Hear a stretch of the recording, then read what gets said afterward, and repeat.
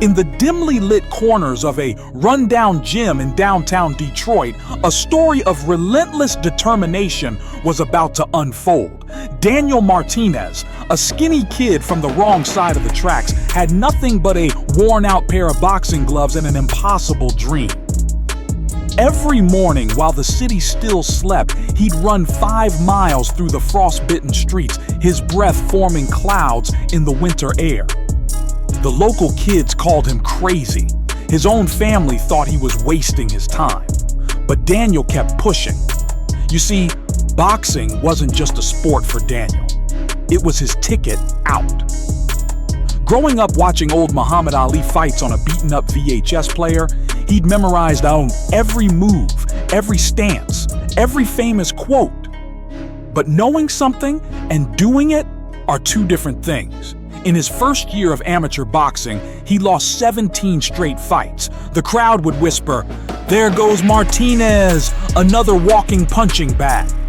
His coach, Mike, a veteran of the sport, pulled him aside one day and said, "Kid, maybe it's time to think about something else.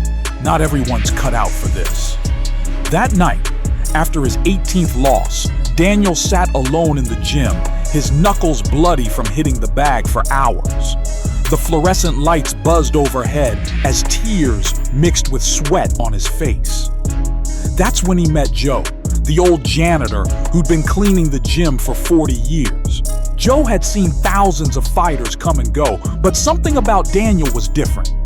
Joe shared a story that would change Daniel's life forever. 2 men, trapped in a deep hole, both trying desperately to escape. One gave up after a few attempts, accepting his fate.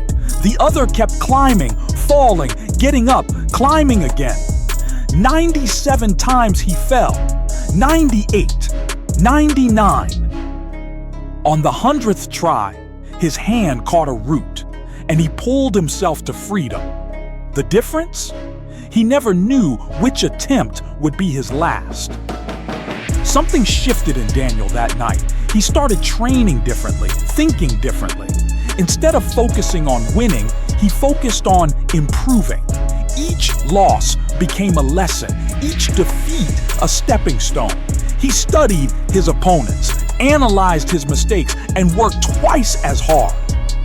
The same people who laughed at him started noticing changes. His footwork got sharper, his jabs more precise, his defense more solid.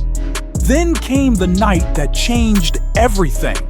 In a small tournament in Chicago, Daniel faced the regional champion. Nobody gave him a chance.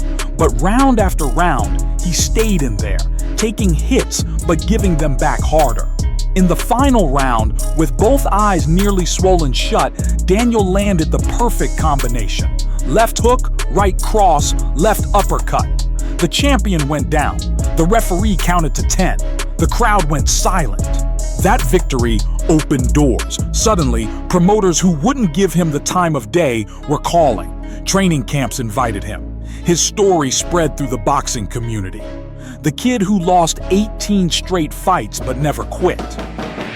5 years later, Daniel stood in Madison Square Garden, raising the world championship belt above his head.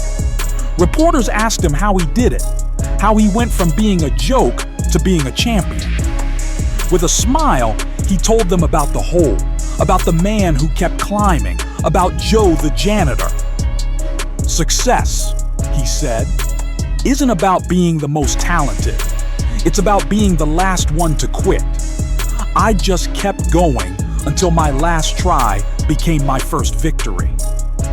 Today, Daniel runs that same gym where he started, telling his story to young fighters who remind him of himself.